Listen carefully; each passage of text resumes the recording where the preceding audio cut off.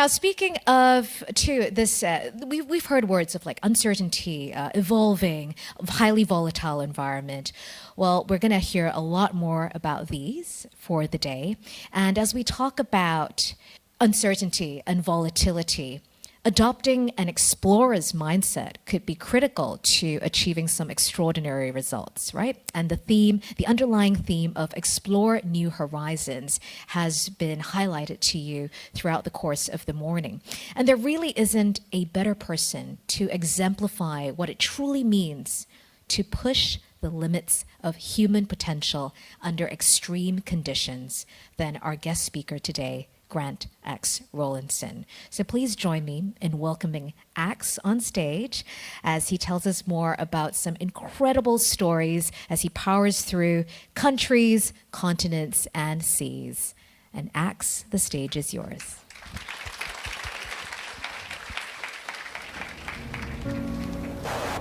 My name is Grant Rawlinson, but people call me Axe.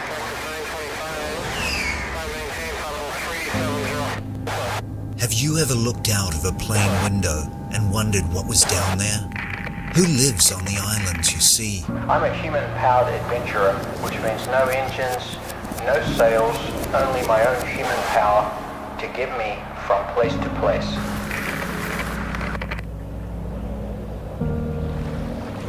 Did you ever wonder what it would be like to explore it all? Now is your chance. Join Grant Axe Rawlinson as he embarks on the most extraordinary of journeys, to travel by rowing boat from Singapore to New Zealand, all by human power. First through the mysterious Spice Islands of Indonesia, where thunderstorms, extreme heat and exhaustion lie in your path. To Australia, that continent of white sandy beaches, but also razor-sharp coastlines that threaten to cut your boat to shreds, and an unforgiving interior where one wrong move can be your last. And if that's not enough, there's also the toughest of tests, the mighty Tasman Sea. I think if you want to achieve things of great value in life, then you have to be prepared to take risks. You need to move out of your comfort zone of doing things that you know you can do and step into the unknown, beyond what you know you're capable of. Your goal is to reach New Zealand by human power. That means no engines, no sails, just you, your strength, and your wits.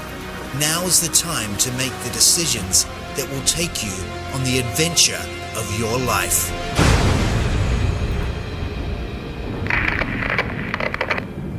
Very good morning, ladies and gentlemen. How are you all today? As you've just heard, I have a real name. It's Grant, but only my mother and my wife call me that name when they're extremely upset with me. Everyone else refers to me by my nickname, which is Axe. So unless you want to sound like an upset mother or wife today, please call me Axe. Before I start, I would love to acknowledge the speakers who went before me, Paul, Penny and Yvonne. Let's give them a massive round of applause for those insightful conversations. What I'm going to do today is take you on a journey, and that journey is going to take you far outside of your normal operating environments. But hang in there. There's a specific reason for this. I want to give you an opportunity to reflect back on the way that you work from a completely different perspective. So let's start with a very short introduction to myself. I'm originally from the center of the universe. This is a scientifically repeatable experiment. That's why I know it's true. If you rotate the globe to the correct orientation, you will see New Zealand is right there at the center. I've done it many, many times, okay?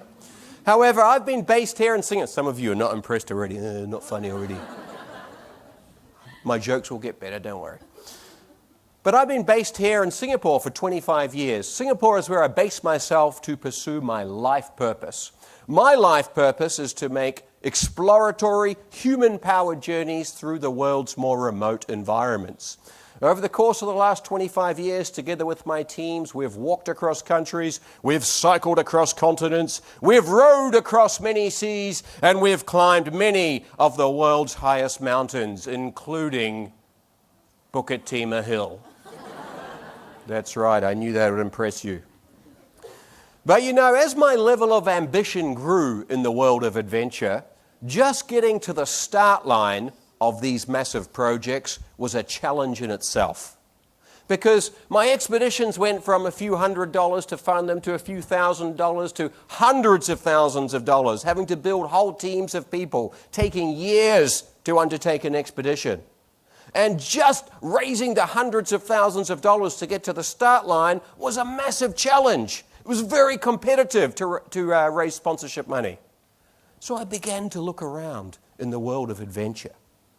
And I began to look around specifically for who were the people who are leading the field in the world of adventure. And what I found changed my life. Because I saw in the world of adventure, the people who are leading the field are not the ones who go and repeat what everyone else is doing. They don't follow the crowd. In the world of adventure, the people who lead the field are the ones who do things differently. They are unique. They are not afraid to take a step into the unknown. And in the world of adventure, these people get a different name. They are called explorers. So I now devote my life to what I call the explorer's mindset. And the explorer's mindset for me is how we can lead our fields, not by playing the same game as everybody else, but by being different, by trying new things, by being unique. And if you want to adopt the explorer's mindset, let me share. I always raise my voice like that just to get the people who are a bit asleep, just to wait. They always go, what's happening?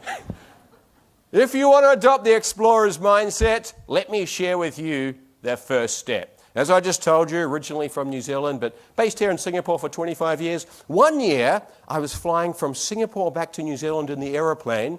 I was halfway over Australia, and I had an amazing idea.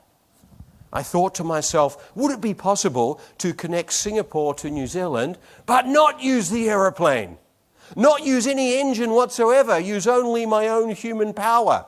And the more that I thought about this, the more that I realized that this was a very good idea. Unfortunately, when I went home and told my wife, I thought she was going to divorce me on the spot.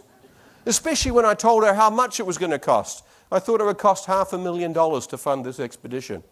Number two, when I told her how long I thought it would take, I thought it would take about 3 years of preparation and planning, 1 year for the actual journey. And thirdly, when I told her about the risk and uncertainty involved in this project. No one had ever done this before. There wasn't a manual, a step-by-step roadmap to follow. It literally was like a big step into the unknown. And this is the first step in the explorer's mindset. I call it being bitten by a bug. A bug is my acronym not for one of these dengue-carrying mosquitoes we have here in Singapore, but a bold, unique goal. Yvonne loves this. She's making a note right here. I can see her. Either that or she's writing a new poem to her husband. BUG is my acronym for a bold, unique goal. If you want to adopt the explorer's mindset, you can't just have the old incremental goals. Last year we did this. A competition's doing that. Let's try doing that as well. No way. Your goals need to be unique. They need to be different. And if they are different, you're not going to find that step-by-step roadmap. So as well as being unique, you're going to need courage. You're going to need to be bold. So, after 3 years of planning and preparation, January the 3rd, 2017, my teammate Charlie and I left Raffles Marina here in Singapore in our custom-built rowing boat, which we called Simpson's Donkey. Our plan was to row in 2-hour shifts, 2 hours on, 2 hours off. One person rowed for 2 hours, the other person rested for 2 hours. We row all through the day, all through the night, day after day, week after week. We had 3 months in the monsoon season to be able to get to Darwin in Australia, 4,500 kilometres away from Singapore, which was the first stage of the expedition. So we couldn't keep we had to keep the boat moving. After 7 days and nights, we crossed the equator. We left the northern hemisphere and entered the southern hemisphere, which is a big thing in a big boat offshore, let alone a tiny little rowing boat when you're 100 miles from land. And as we entered the Java Sea, which was the first of many seas that we had to cross on our journey, we frequently got visited by people who looked like this. Who are these people? No, they're not pirates. These are Indonesian fishermen.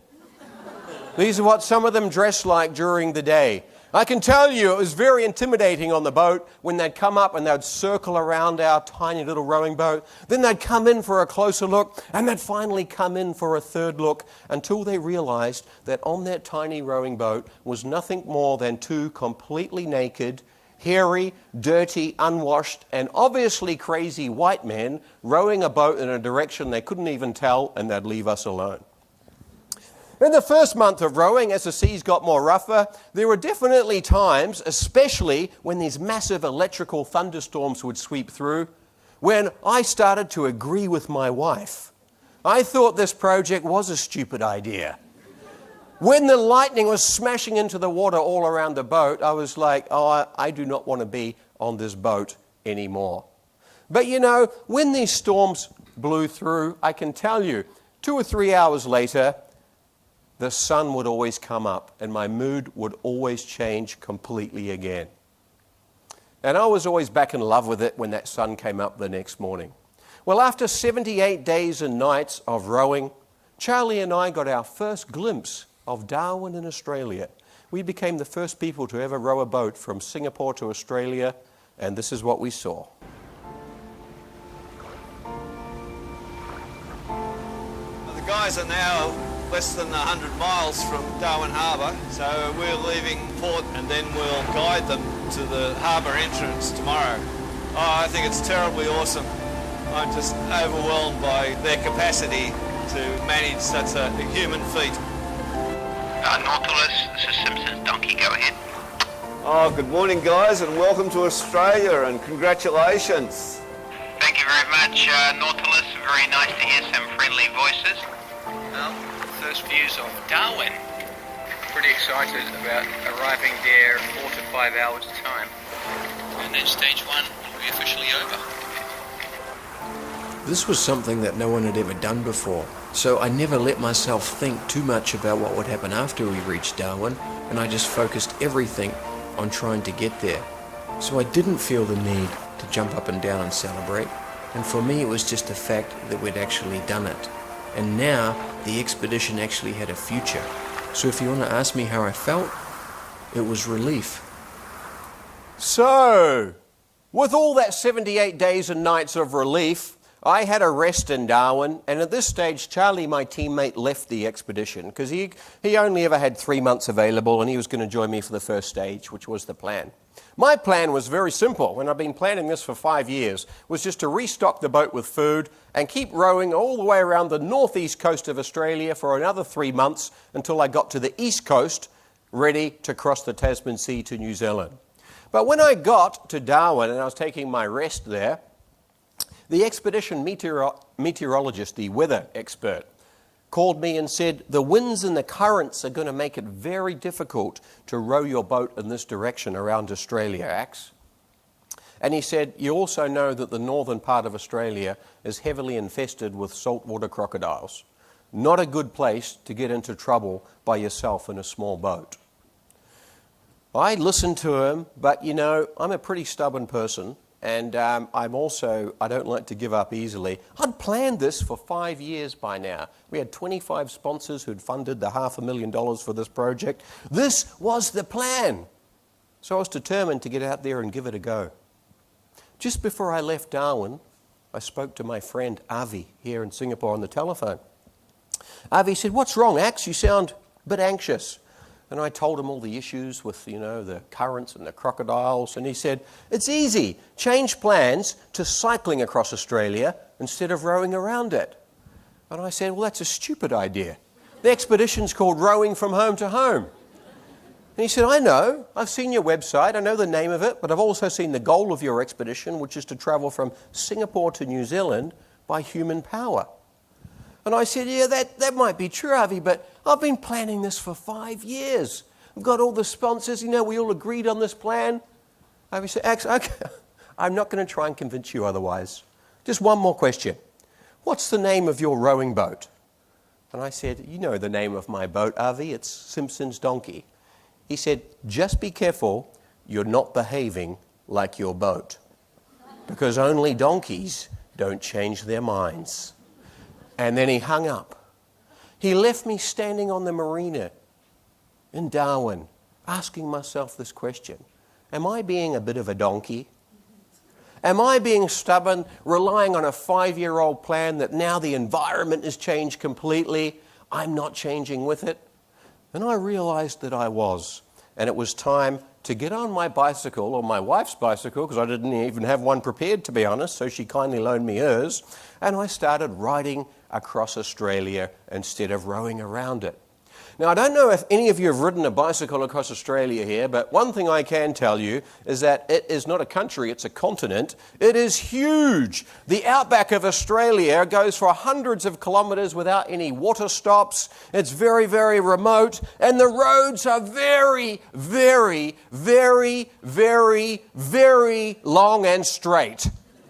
I rode for 21 days down these very long, straight roads until on day 22, something amazing happened. I came to a corner in the road, and as you can tell, there is absolutely no point in that corner being there. There's not a mountain in the way, a tree, a forest, a lake, or a building, or a city. I couldn't work it out. Who was the idiot who put the corner in the middle of Australia in the road? Well, after 4,500 kilometres of cycling, 45 days later, I reached the east coast of Australia. I'd now been going for almost 130 days, and I had the last stage of the journey to undertake. But there was a big decision to make here, crossing the Tasman Sea. I'm going to play you a video, and I'm going to get you to make that decision now.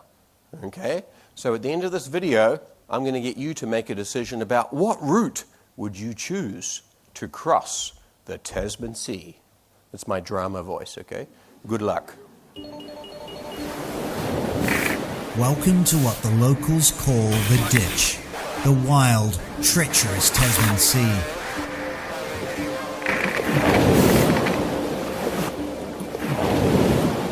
And standing next to it is an emotional moment for you, because 123 days ago, you were just leaving Singapore.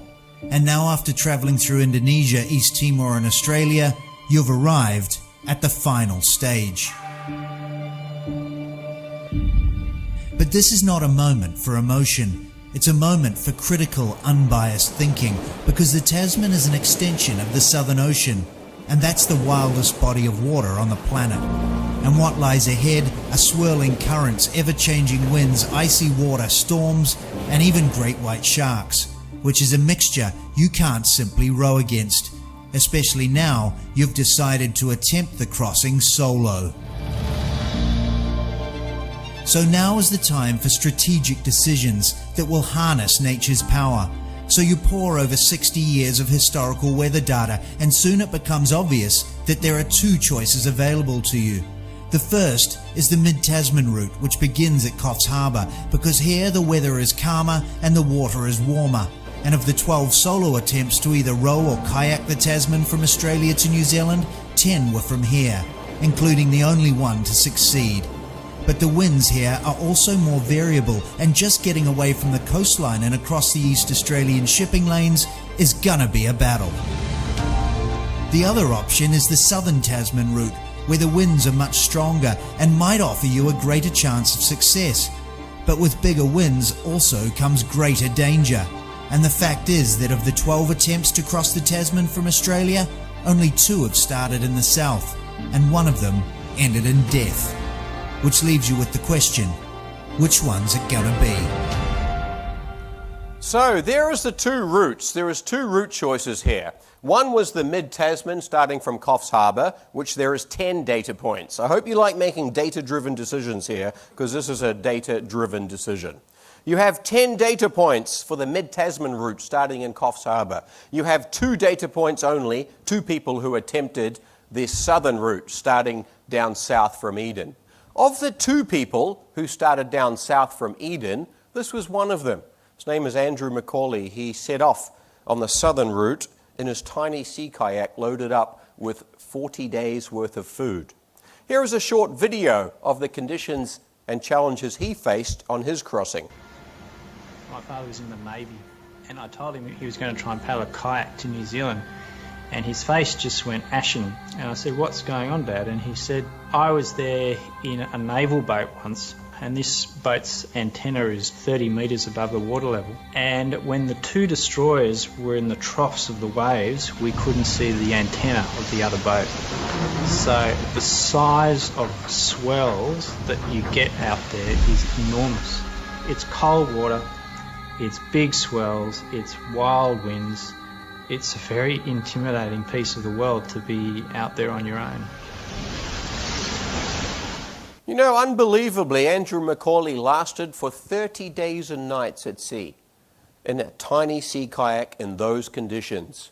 He made it 1,600 kilometres from Australia, almost all the way to New Zealand. He was only 30 kilometres away from New Zealand when he sent out this final message.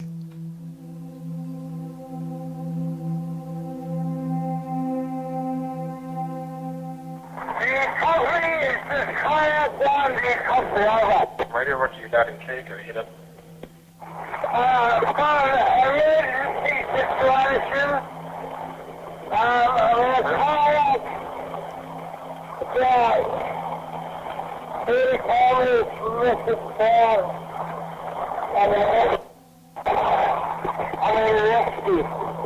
Kayak 1, your signal is muffled. Please repeat your message. Somebody just confirm your kayak is sinking, huh?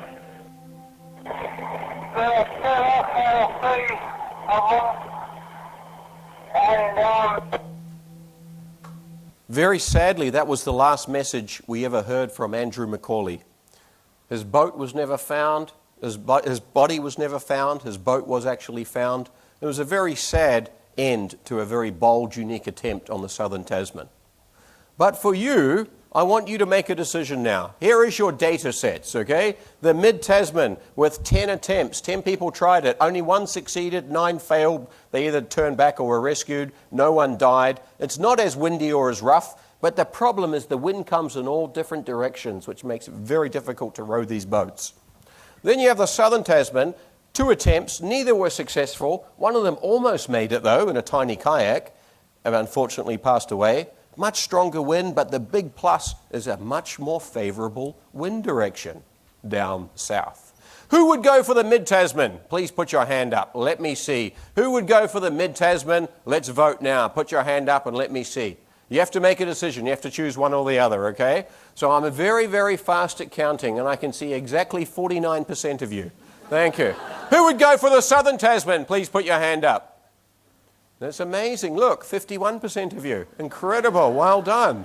Wow, let's have a look. If you chose the Mid-Tasman, route, that's the route I chose as well. And this is what happened. It was obvious this was never going to be an easy choice. But in the end, since you're already at Coffs Harbour, you choose the Mid-Tasman route. Because even if the winds are more variable here, overall, it does look the safer option, and so with both fear and excitement, it's time to go. But slowly, the Mid-Tasman route's drawbacks reveal themselves. For the first week, currents push you south, keeping you stuck in the shipping lanes, which is extremely dangerous now you're solo. And then at 10 PM on day 10, as you finally start to turn east towards New Zealand and you're 500 kilometres offshore and out of helicopter rescue range, a storm hits, causing your boat to capsize. But even if it is designed to turn itself back up the right way, Simpson's donkey is now damaged, and you spend the next week sheltering in the cabin as the storm rages on outside. And you're blown hundreds of kilometres off course until on day 18, your meteorologist tells you the winds are not gonna change. And you're left with only one option, to turn the boat around and head back to Australia. And so after 24 days and 2,200 kilometres of effort, you're towed back the last 2 nautical miles to safety. And now you're back on land, but still on the wrong side of the ditch. Now what are you going to do? Oh dear, unfortunately the mid-Tasman route didn't work out. I was out there for 24 days and I just couldn't fight those winds. So what next? If at first you fail, then try again. I did what any rational person in here would do. I decided to head south and try the southern Tasman route. After thinking long and hard, you realise that leaving from Coffs Harbour might be convenient since you're already there, but it's not the best option, and your cycle is not over. So you get back on the bike, and for 13 days and 1,200 kilometres, fuelled with optimism, you head south down the New South Wales coast, all the way to the small fishing town of Eden, where you settle in with Simpson's donkey on the edge of the stormy Tasman Sea to await your opportunity. And then finally, on the 11th day of waiting, the weather breaks just enough for you to begin, and you leave with dolphins for company. But if you think the weather and the dolphins are a good omen, you're wrong. Because on the first night, you find yourself stuck in the East Australian shipping channel, surrounded by ships that keep you on the radio and away from sleep the whole night. Then on day 3, the good weather comes to an abrupt end, and a storm hits you hard, which drives you towards New Zealand at breakneck speed, but also bashes the boat so hard that you capsize 3 times, and the bolt holding the parachute anchor to the hull can't handle it. 4 days on the southern Tasman route. We have taken a beating. We have no power anchor attachment point. It completely broke. The pressure ripped it off. So we have nowhere to power anchor, and the rudder tiller arm was snapped off. Absolutely smashed. My body's sore. It's the end of the expedition. So with no tiller, no parachute anchor, and no way of repairing either of those things at sea, you've got no choice but to call for rescue. Yeah, Rescue 660, this is Simpson's donkey, go ahead. How do I feel? I'm trying not to let my emotions come into play at the moment. And so only 4 days into a 60-day journey, with the worst weather yet to come, a helicopter pulls you from the sea just 200 kilometres from shore, and tears fill your eyes as you wave your final goodbye to your brave little donkey. Well, as you can see, 2 attempts to cross the Tasman Sea. One on the mid-Tasman, one on the southern Tasman. Neither of them were successful. Now, this particular decision with this data set I gave you, I think is a wonderful example of an exploratory decision, because that data set is very ambiguous. There's not really enough information to draw real conclusions from. No one has looked at that data set more than me, and I've presented it to thousands of people. Everyone looks at that and draws different conclusions. So, exploratory decisions, exploratory thinking, sometimes we have to make data based on make decisions based on limited data. So I want to finish off just by reflecting on 2 modes of operation that you can be in. Paul before mentioned about offense and defense. I'm going to use some slightly different terminology here. The first mode, but similar concept. The first mode is exploit mode. Exploit mode is where, I'm not using the word exploit in negative context here. I'm using it in the context that you are leveraging something that you already know or you've already developed. It could be an existing system, product, skill, team, technology, whatever it is, relationship, whatever it is, you've already developed it. You know what works, you know what doesn't work. It feels safe, you've got lots of data about it, and it has low failure rates. Okay, exploit mode. And generally in business, exploit mode is where we generate cash flow. You've developed something, you've invested time in developing something, testing it, going through all the testing process, and you go out and you leverage it. You generate cash flow. The opposite mode to this we can be in is explore mode. This is literally where we're trying new things. We're experimenting. Often, we have to make decisions based on limited data, like you just had to now. It can feel like there's more risk. And often, it costs us more time and effort, at least in the short term, to take the step into the unknown, experiment and explore. So these are 2 modes that you can think of operationally that you can be in. And when I share these 2 modes with people, sometimes they say, well, Axe, you've just convinced me that we should definitely be in exploit mode. It's safer, we have all the data, we generate cash flow. That explore mode, well, it's risky, less data, and it costs us time and money. Well, let's think about human beings in this context. I've got 2 little girls, they're twins, and like all little children, they're almost exclusively in explore mode. All little kids are just exploring almost all the time. Everything's new. New food, new games, new friends. But if you look at their grandparents, we see the opposite. My children's grandparents eat the food they know they like. They visit the places they're familiar with. They hang out with the people they have established relationships with. My children's grandparents are almost exclusively in exploit mode. If you look at human beings and you see they've reached a stage in their life where they're purely only exploiting and not exploring anything, it can be giving a signal that they're approaching the end of their natural lives. Which is a very sobering thought. It's equally sobering in the world of business when you realize the same relationship applies. The graveyards of business are littered with the tombs of business teams who get stuck purely exploiting because it feels safe and they've done it before, and they never spend enough time exploring, trying new things. But, here's the but, you can't always be exploiting, okay, because you will be overtaken or surpassed, but you can't always be exploring either because you won't generate the cash flow.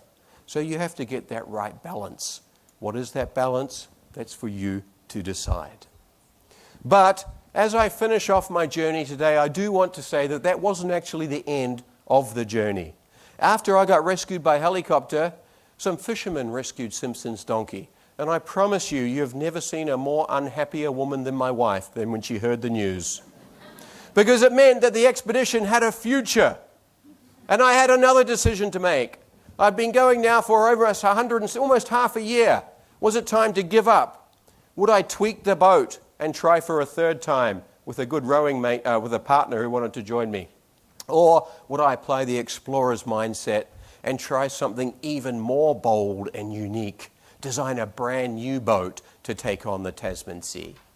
Well, what I decided to do was apply the explorer's mindset one more time, design and build a brand new boat. This was a pedal-powered boat. Took 3 years to design and build in the UK. This is me and my friend Luke testing it in February. We pedaled 2,000 kilometres across the Bay of Bengal this year from Phuket in Thailand to Sri Lanka. Still needs a little bit of work, but I can't wait to get this boat back into the Tasman Sea, finish off this expedition once and for all. So on that particular note, my friends, it's been wonderful to be with you here today. I encourage all of you not to think how you can just exploit through the rest of this journey when you're here with Workday today, but how can you step into that zone of exploring, trying new things, even if it may feel a bit uneasy, even if there may be some uncertainty there for you, even if it may cost you more in the short term in terms of effort. And on that particular note, I'd like to leave you with this last message. Thank you. I think of this journey as about anything. It's about trying to extend myself. I miss my family, I miss my home, and if you ask me whether I truly belong, then that's probably the answer. But it's also a way to prove to my children or show them a way which I hope they can lead their lives, and that no matter how bad things ever become, no storms will ever last. And that's something we can apply to all parts of our lives. Welcome to Australia. Take care. We'll see you probably tomorrow. Powerful humans. Oh my gosh. Thank you so much for that, Axe. I enjoyed that address so much, and judging by the laughter and the applause from the audience, I know you guys did too. That was some incredible sharing. I think you could have taken part in that reality show, Physical 100, and come out tops. I mean, you've given us so many takeaways today, so many. But here are just a few that truly stuck with me, top of mind. So by adopting an explorer's mindset, we would be able to better lead in our fields and chart new territory by being bold and unique. And this really mirrors the stark reality that we're in right now with the current environment being changed by machine learning and generative AI. We really cannot afford to be donkeys and to be stuck in the old ways of doing things. And what really resonated was the concept that you shared at the end, exploit versus explore. It's not about obliterating what worked before, but rather finding that really sweet balance between leveraging on the existing systems and also incorporating new innovations so that we can better navigate new and uncharted territory. So thank you so much, Axe, for that. I'm sure many of us here in the audience too will be cheering you on and watching you as you take on that amazing expedition. Paul, you're shaking your head because do you want to be a partner on that boat too? You probably need some training.